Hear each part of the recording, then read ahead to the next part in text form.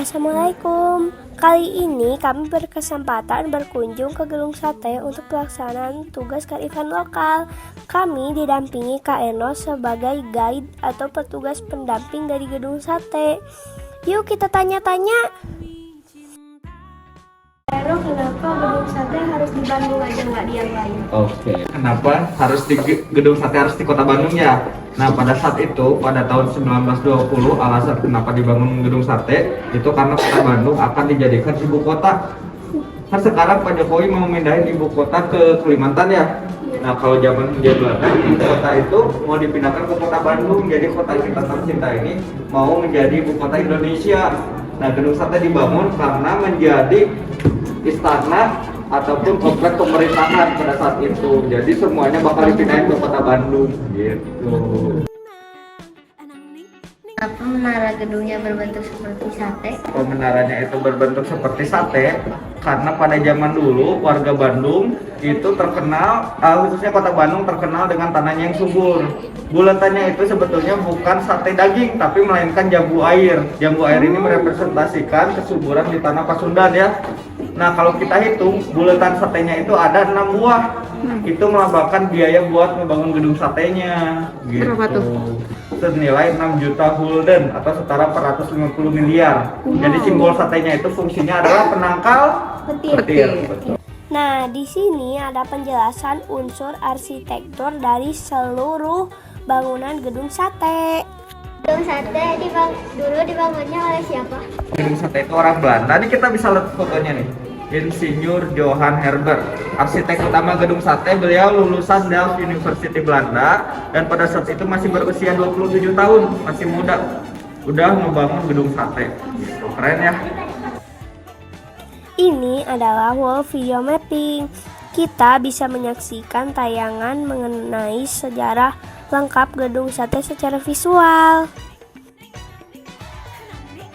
Kenapa gedung sate tidak berubah dari dulu hingga sekarang? Kenapa Gedung Sate tidak berubah dari dulu sampai sekarang? Jadi rahasianya karena ini nih, temboknya itu sangat kokoh. Dari fondasinya itu, tebal temboknya itu 1 meter menggunakan batuan kali dan batuan gunung Manglayang. Besi atau bajanya itu diimpor dari Swedia dan menggunakan semen Portland dari Amerika. Gitu. Untuk biayanya pun sangat fantastis ya, 6 juta gulden. Makanya Gedung Sate ini kokoh banget gitu. Karena strukturnya aja setebal ini ya. Di bagian ini dijelaskan proses pembangunan Gedung Sate dari tahun 1920 hingga 1924. Awal gedung sate. Oke, jadi fungsi awal Gedung Sate itu adalah kantor Departemen Pekerjaan Umum. Nah, mulai tahun 1980 setelah Indonesia merdeka jadi kantor Gubernur Provinsi Jawa Barat. Pada saat itu Pak Angku Naifi, gubernur yang pertama kali menjabat sebagai gubernur di Gedung Sate. Di sini kita dapat melihat profil gubernur dan wakil gubernur dari masa ke masa. Dan ini layarnya touchscreen loh, seru ya.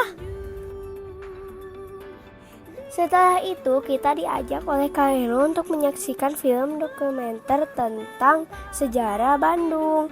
Film ini berdurasi sekitar 6 menit dan diputar setiap 30 menit sekali. Ini seru banget loh, kayak di bioskop.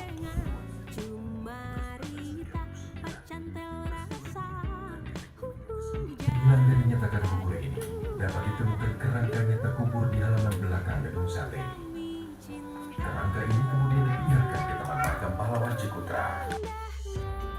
Selesai menonton, kami bertanya ke Kak Eno kenapa Jepang menjajah Indonesia.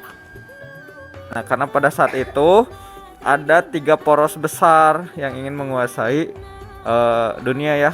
Kalau Jerman itu Eropa dan bersekutu sama Italia. Nah, kalau Jepang ini mau ngambil Asia. Jadi Jepang itu udah ngejajah Cina, Korea. Nah, mereka pingin ngambil Indonesia juga, mau take over Indonesia dari Belanda. Dan pada saat itu sukses. Cuman bertahan 3 tahun. Nah, keburu mereka over pride. Amerika nyerang Nagasaki sama Hiroshima ya. Gitu. Jepang itu 3 tahun di Indonesia tapi lebih kejam daripada 3,5 abadnya Belanda ya. Gitu, alasannya itu. Jadi Jepang itu ingin menguasai Asia Pasifik pada saat itu. Ini sesi terakhir kami didampingi Kak Eno. Waktunya kami mengeksplor gedung sate sendiri.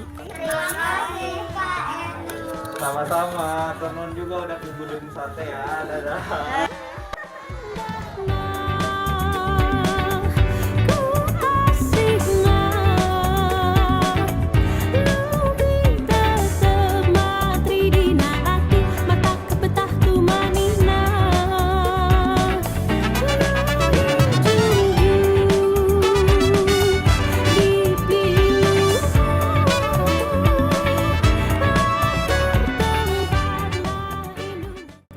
Ini part terakhir dari Museum Gedung Sate.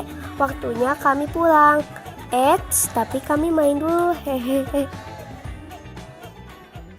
Endok-endokan bawa ke sini, prek. Endok-endokan bawa ke sini, prek. Golean mata sapi, boyoto. Ampim ka'alayum damai. 1, 2, 3.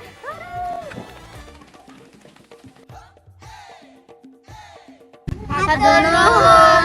Wassalamualaikum.